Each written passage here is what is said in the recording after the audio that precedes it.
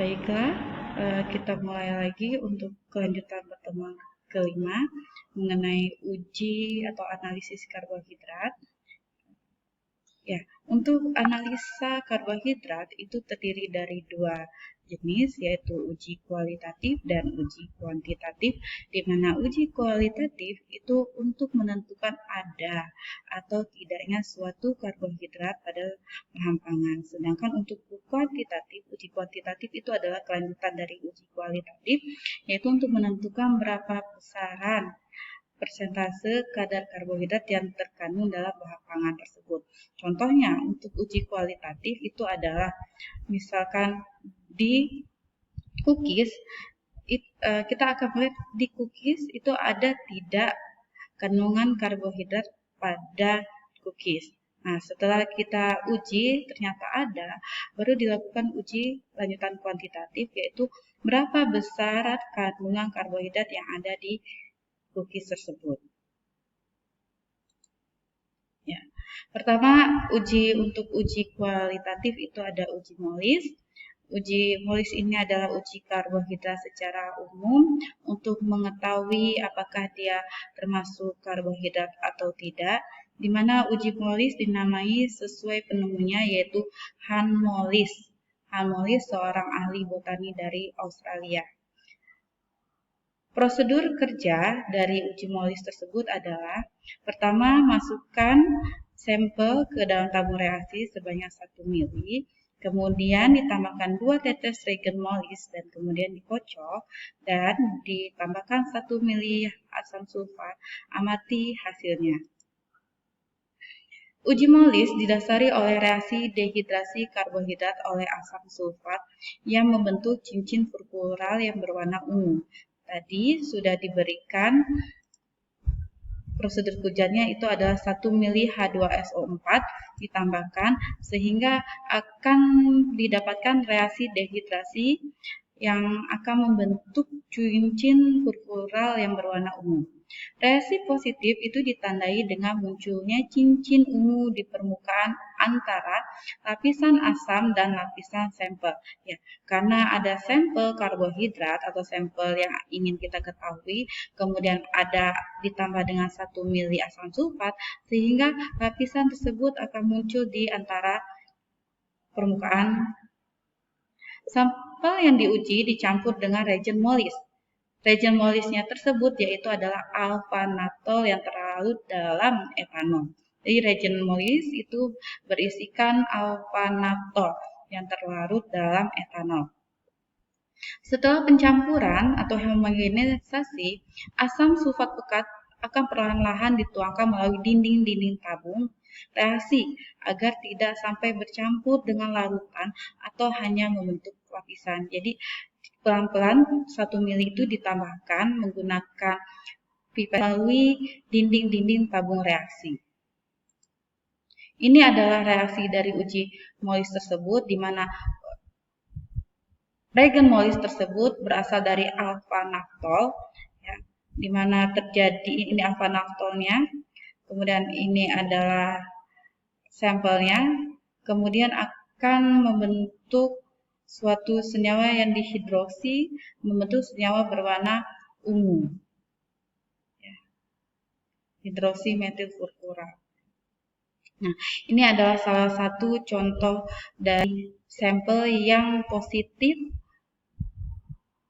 karbohidrat yang menggunakan uji MOLIS, di mana terdapat cincin berwarna ungu di antara lapisan asam dengan lapisan sampel. Ya, jadi terdapat cincin warna ungu karena adanya alfa-naftol yang bereaksi dengan hidroksi metil purpural. Kemudian yang kedua itu adalah uji Benedict. Uji Benedict ini untuk mengetahui kandungan gula atau karbohidrat pereduksi. Kemarin sudah jelaskan juga, gula reduksi meliputi semua jenis monosakarida dan beberapa disakarida seperti laktosa dan maltosa. Sedangkan sukrosa itu tidak termasuk ke dalam gula reduksi. Kenapa sih dia masuk ke dalam gula reduksi?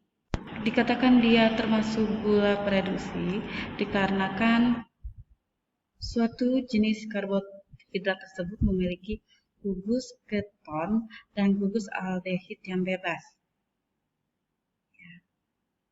Kalau untuk yang sukrosa, dia tidak memiliki gugus aldehid dan keton yang bebas. Ini adalah prosedur kerja dari uji Benedict tersebut. Pertama, masukkan 2 tetes sampel ke dalam, tambahkan dengan 1 ml Benedict, regen Benedict, dipanaskan dalam penangas air dan diamati hasilnya. Pada uji Benedict, reaksi ini akan bereaksi dengan gugus aldehid, kecuali aldehid dalam gugus aromatik dan alfa hidroksiketon. Ya, jadi reaksi Benedict ini akan bereaksi dengan gugus aldehid karena dia memiliki gugus aldehid yang bebas. Tapi dia tidak akan bereaksi dengan aldehid yang dalam gugus aromatik dan alfa hidroksiketon. Sehingga meskipun fruktosa bukanlah gula prereduksi, namun karena memiliki gugus alfa hidroksiketon, maka fruktosa akan berubah menjadi glukosa dan manosa dalam suasana basah yang memberikan hasil positif dengan reaksi Benedict. Ini adalah mekanisme atau senyawa kimia dari uji Benedict tersebut. Ya, ini adalah aldehid ditambah dengan Benedict sehingga akan menghasilkan, dengan dipanaskan akan menghasilkan warna coklat. Ya, ini jadi yang positif itu yang berwarna coklat, kuning kecoklatan juga dia positif. Kemudian ada uji Barfoot, di mana uji Barfoot itu adalah uji untuk membedakan monosakarida dan disakarida. Jadi untuk membedakan apakah suatu sampel itu dia masuk ke dalam golongan monosakarida atau disakarida. Contoh monosakarida itu adalah glukosa, kemudian ada lagi galaktosa, dan ada fruktosa. Dan kalau untuk disakarida contohnya adalah maltosa, sukrosa, galaktosa. Terus untuk uji Barfoot itu adalah masukkan 5 tetes larutan sampel ke dalam tabung reaksi, ditambah dengan 1 ml reagen Barfoot, kemudian dipanaskan menggunakan penangas air. Hitung waktu sampai terbentuk lubang warna menjadi merah bata. Jadi kalau uji Barfoot itu dia positif, dia monosakarida apabila dia mengalami perubahan warna merah bata. Prinsipnya berdasarkan reduksi Cu12 menjadi Cu+, cupri menjadi cuper, di mana sampel monosakarida mempunyai waktu yang lebih cepat membentuk warna merah bata pada uji Barfoot. Jadi dia yang masuk ke dalam monosakarida itu membentuk warna merah bata yang lebih cepat. Dan di sini adalah senyawa kimia atau mekanismenya, di mana suatu karbohidrat ditambah dengan reagen Barfoot akan menghasilkan suatu senyawa yang membentuk warna merah bata apabila dia positif monosakarida. Ya, di layar monitor dapat dilihat bahwa untuk uji Barfoot yang masuk ke dalam monosakarida dia akan membentuk warna merah bata. Jadi ada 3 tabung reaksi yang ditambahkan dengan reagen Barfoot. Yang pertama ini dia berwarna merah bata setelah dipanaskan, kemudian ini berwarna biru, kemudian ini berwarna lagi merah bata. Ternyata yang berwarna merah bata itu emang benar monosakarida, yaitu yang tabung reaksi pertama itu adalah glukosa dan tabung reaksi ketiga itu adalah fruktosa. Sedangkan tabung reaksi kedua ini adalah termasuk ke dalam golongan disakarida.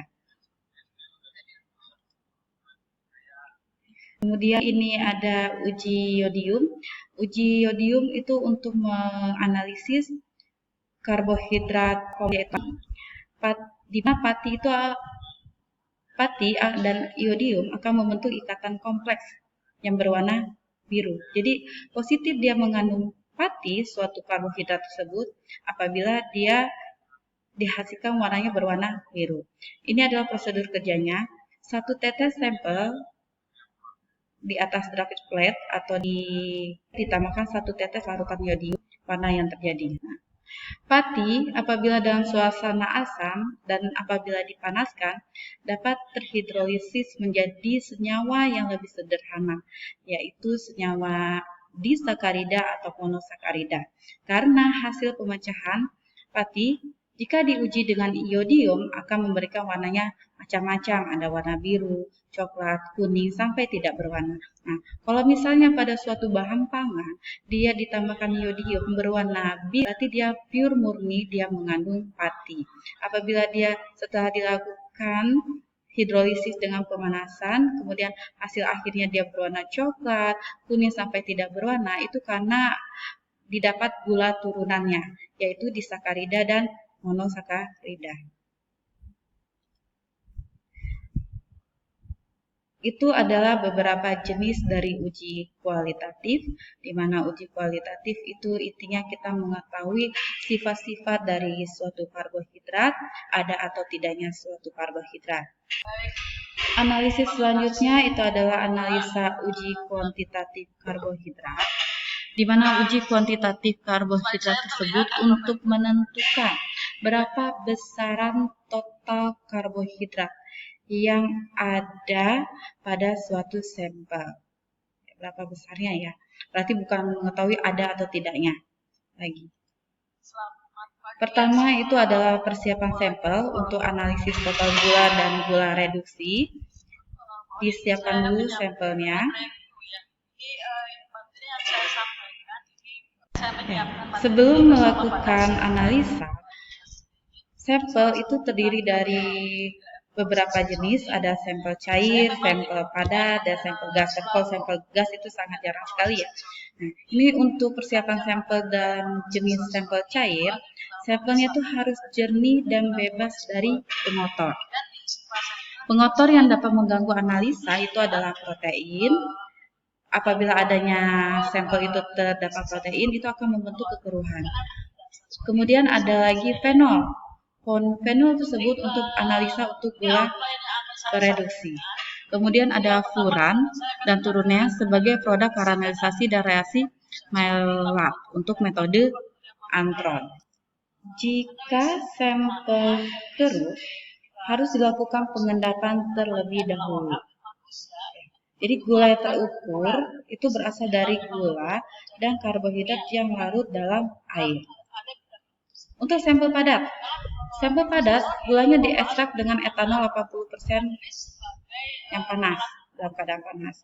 Gula yang terukur adalah gula yang larut dalam etanol yang terdiri dari monosakarida, disakarida, trisakarida, dan tetrasakarida serta oligosakarida. Jadi yang terdiri dari 10, ya maksimal 10 monomer sakarida. Polisakarida dan protein itu sifatnya tidak larut dalam etanol. Jadi yang bisa diekstrak dengan etanol itu hanya sampai oligosakarida saja. Sebelum dilakukan ekstrak, sebaiknya sampel dibuat bebas lemak terlebih dahulu.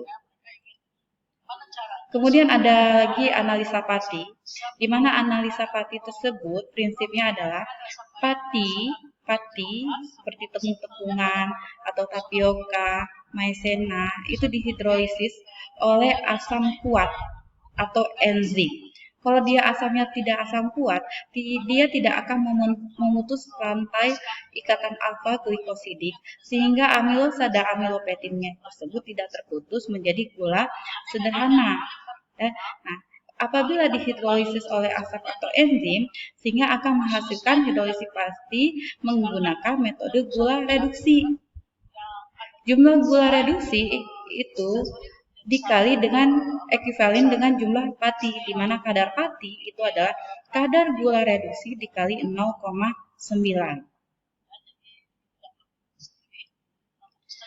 Ini adalah salah satu contoh dari analisa pati. Sampel padat 2-5 gram yang telah dihaluskan atau cair ditambah dengan 50 ml etanol, di mana 50 ml etanol ini fungsinya untuk